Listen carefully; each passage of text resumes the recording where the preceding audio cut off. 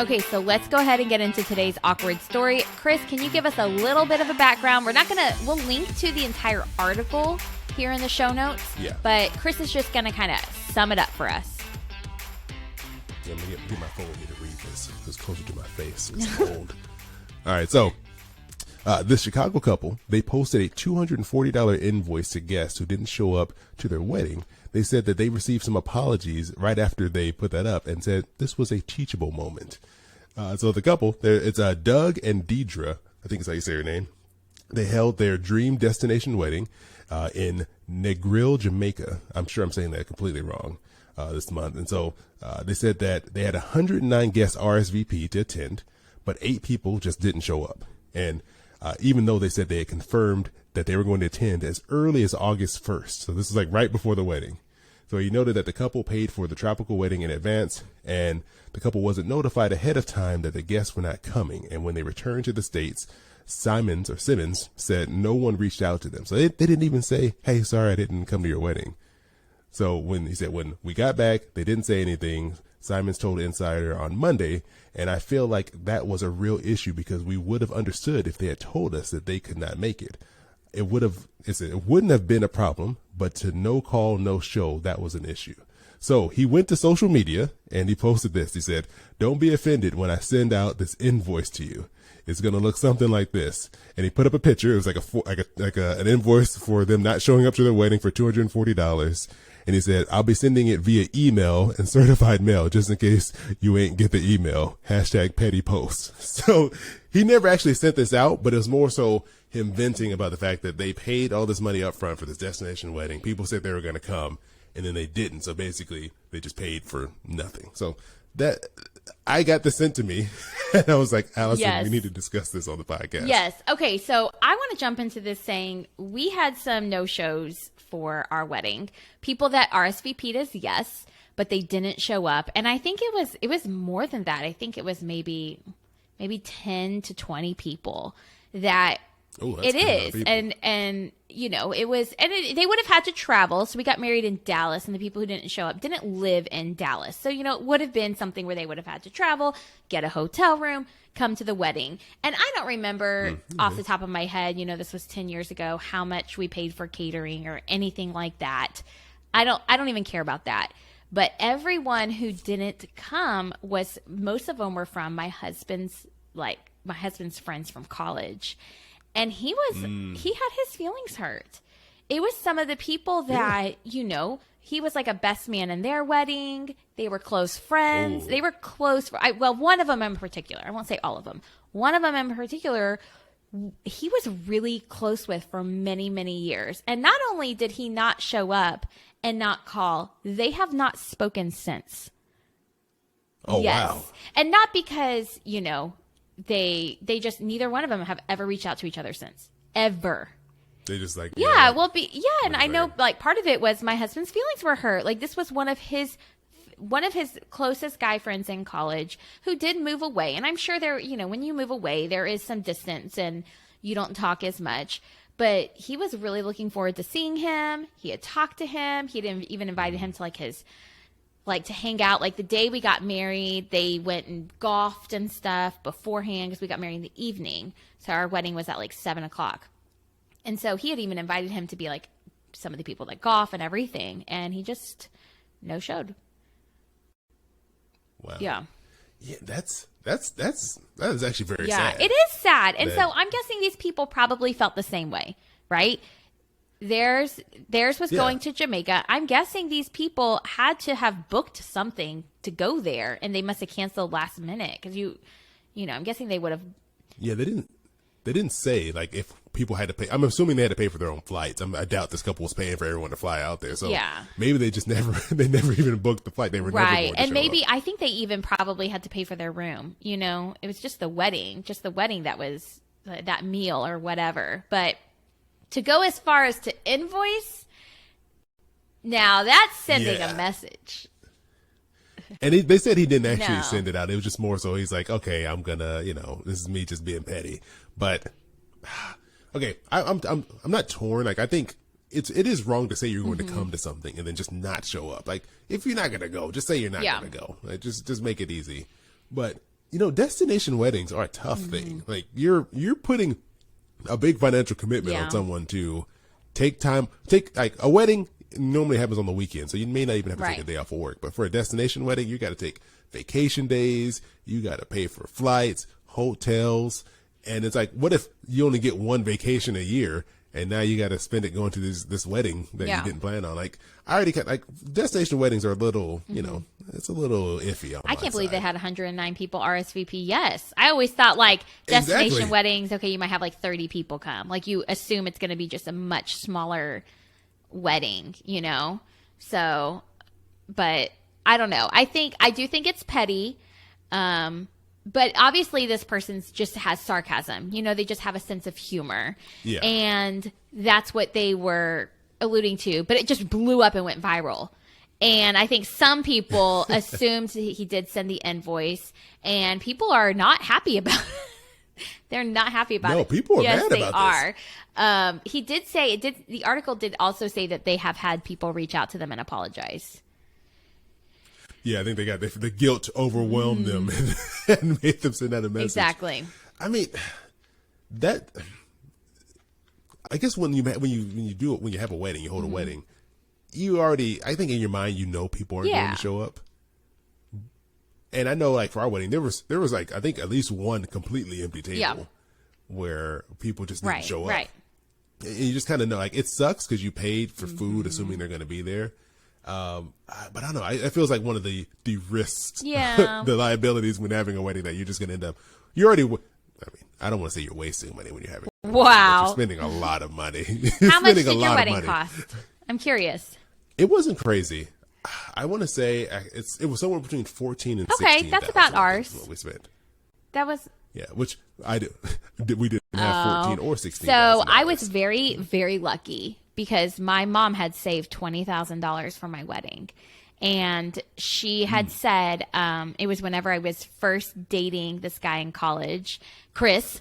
And not you, Chris, but another Chris. I just thought you'd like to know you'll have the same name. This is the one who I shared he's I shared the guy. awkward story. He is a good guy. I shared the awkward story about how I ran into him at the hospital class. Yes, and, this guy. And yeah, if you have not heard this story, it is a great story. An amazing story. In fact, let me tell you exactly which episode it is because it is so good. Let's see. Oh my gosh, can you find it? Let's see. It was Baby Class. This was episode 16. Go back, listen to the awkward story on episode 16 because it's amazing. Well, anyway, I had dated him for maybe like a year and a half, a little bit less than a year and a half. And when we were dating, we were very serious. Thought we were going to get married. So my mom was like, oh my gosh, she's probably going to get married. Let me start saving money. And I think in the 5 years, and then we broke up, but she was like, well, let me just keep saving money. And so I think within 5 years, she had saved $20,000. And so that's a dedicated mom right there. She's the best. I've never told you that I love your mom. I love your her mom too. Seems like a really she's great. Great. She really is. She likes you too, Chris. So she's awesome. And she had said, whatever you don't spend, you can keep. So I was dedicated to keeping this. So I think we ended up taking back home like $4,000 from that or something, and we used it to pay off a credit card of Matt's.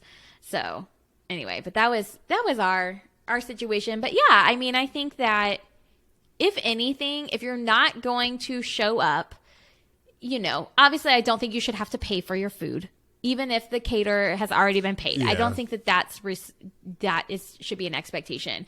I do think we need expectations for people to let them know, hey, I'm sorry, something came up and I'm not able to make it. I don't care if they even lie. I'm sorry, I got sick, I can't make it. And I don't care if you lie. Just tell them that they're not going to make it, because I will never forget how disappointed my husband was when one of his best friends, one of his close friends, I won't even say best friends, but one of his friends that he was really looking forward to seeing had RSVP'd yes and did not show up. I have a question for you. I thought of this as you were talking right now. What would you prefer? What would make you more upset if just say a good friend of yours, not even a best friend, just like a really good friend, if you were having a wedding and they called you and said, I'm not going, and they didn't have an excuse. It wasn't like some emergency. They're just like, I'm not going to go. I can't make it. Or would you prefer that they don't say anything, and then they just don't show up. I'm sorry. You can't just ask me a question like that. Is it they're not going because they don't have the money? No. They just say this. They say, Allison, I'm sorry, I'm not gonna. None of my friends would do that. Or, no, I'm just saying, what would you prefer if they said to you, Allison, I'm not coming to your wedding, or they RSVP like they're coming and they don't show up? Which one would you prefer? Which one would make you angrier? I would. RSVP and they not show up. That would make me angrier. So angrier than someone saying, just calling you like, I'm not coming, and they have no reason. They're just like, not well, gonna go. I mean, or just texting or emailing. I would just rather you RSVP no. Why is that? That's the same thing. I thought this was gonna be a dilemma for you. That's the same thing as calling you up and not and telling you I'm not coming and not giving you a reason. Is the same thing as clicking the button no on a website for RSVP website and not getting any information about why they're coming. So yeah. Having someone say I'm coming and not showing up would make me angrier. Absolutely. Like, I thought this was going to be a more difficult decision. You did not think that one through. Oh my gosh. So, okay, this begs the question though. Have you ever had a situation, maybe it wasn't a wedding, but maybe you had a situation where you thought someone was going to come to an event that maybe you paid money for and they didn't show up and now you're, stuck footing the bill?